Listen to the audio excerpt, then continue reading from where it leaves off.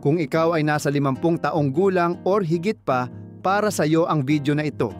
Napaisip ka na ba kung bakit habang tumatanda tayo, parang hindi na talaga nawawala ang bilbil sa tiyan? Kahit anong subok natin.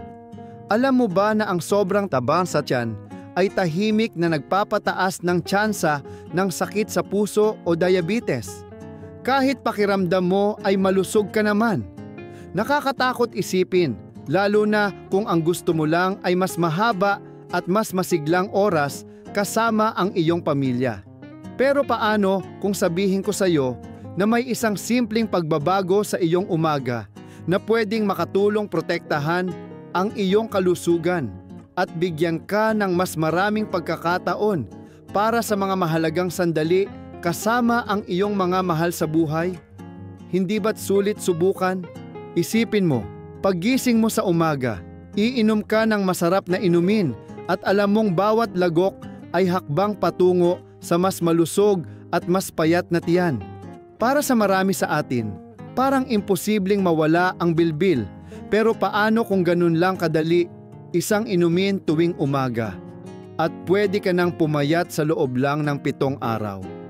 Tuklasin natin kung paano ang simpleng ugali na ito ay pwedeng magdala ng tunay na resulta, at baka matulungan ka pang bumata ang pakiramdam at lumakas ang sigla. Habang tumatanda tayo, nagbabago ang ating katawan. Bumabagal ang metabolism natin, kaya mas mahirap magbawas ng timbang, lalo na sa bandang tiyan. Baka nasubukan mo na ang iba't ibang diet, ehersisyo, o kahit ang hindi pagkain ng hapunan, pero nauuwi lang sa pagod at pagkadismaya. Minsan, may mga iniinom na gamot o kondisyon sa kalusugan na nagpapahirap palalo. Hindi ka nag-iisa. Marami ang dumadaan sa ganitong pagsubok at nadidismaya kapag hindi gumagalaw ang timbangan.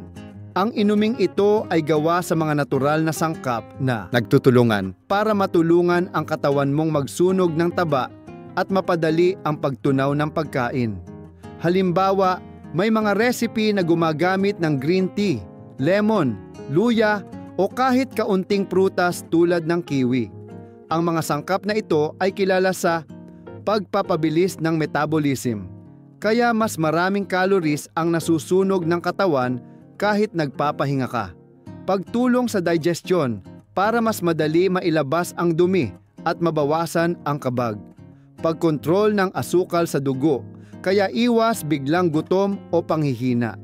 Halimbawa, may mga pag-aaral na nagpapakita na ang pagkain ng prutas tulad ng kiwi tuwing almusal ay nakakatulong kontrolin ang asukal sa dugo pagkatapos kumain. Mahalaga ito para sa pagbabawas ng timbang at para mas matagal kang mabusog. Narito ang isang simpleng recipe na pwede mong subukan. 1 tasa ng maligamgam na tubig, katas ng kalahating lemon, 1 maliit na hiwa ng sariwang luya o kaunting pulbos na luya, 1 kutsarita ng honey, optional, ilang hiwa ng kiwi, optional, dagdag benepisyo. Paghaluin ang lahat at inumin ito agad pagkagising bago mag-almusal. Nakakagaan sa tiyan, nakakapresko at napakadaling gawin. Hayaan mong ikwento ko si Mary. Baka pareho kayo ng karanasan o may kakilala kang ganito. Si Mary ay isang mapagmahal na lola, 72 taong gulang na laging inuuna ang pamilya. Sa pagdaan ng mga taon, napansin niyang lumalaki ang kanyang tiyan kahit anong bawas niya sa pagkain o paglalakad. Minsan, naiilang siya sa suot niya at nahihiya sa salamin. Pero ang mas mahalaga, nag-aalala siya sa kalusugan niya. Gusto niyang makasama, malakas at masigla sa mga birthday, play at salo-salo ng mga apo. Madalas siyang mapagod, lalo na pagkatapos kumain. Miss na niya ang mga araw na kaya niyang makipaglaro sa mga apo nang hindi hinihingal o sumasakit ang katawan. Nasubukan na niya ang iba't ibang diet, pati pag-iwas sa dessert, pero parang walang nangyayari. Nakakawalang gana, at minsan iniisip niyang baka wala ng pag-asa. Hanggang sa narinig niya ang tungkol sa simpleng inumin na ito, maligamgam na tubig, lemon, luya at kaunting kiwi. Madali lang gawin, kaya sinubukan niya. Tuwing umaga, ginagawa niya ito at naglalaan ng tahimik na sandali para sa sarili bago magsimula ang araw. Naging maliit na ritual niya ito, isang banayad na paraan ng pag-aalaga sa sarili. Pagkalipas lang ng isang linggo, napansin ni Mary ang pagbabago. Hindi na gaanong namamaga ang tiyan niya at hindi na siya gaanong naiirita pagkatapos kumain. Mas magaan ang pakiramdam niya at nagkaroon siya ng lakas para habulin ang mga apo sa bakuran. Napansin din ito ng anak niya at sinabing, "Ma, parang mas masigla at masaya ka ngayon." Pero ang pinakamalaking pagbabago ay sa loob niya. Naging proud siya sa sarili dahil hindi siya sumuko at sinubukan niyang magbago para sa kanyang kalusugan. Napatunayan niyang hindi pa huli ang lahat para alagaan ang sarili. At ang maliliit na pagbabago ay pwedeng magdulot ng malaking epekto. Naramdaman niyang may pag-asa ulit, masabik sa mga susunod na sandali ng pamilya at mas nagpapasalamat sa bawat bagong araw. Ang kwento ni Mary ay paalala na hindi kailanman huli para magsimula ng bago. At ang pag-aalaga sa sarili ay isa sa pinakamagandang regalong maibibigay mo sa iyong pamilya at sa iyong sarili.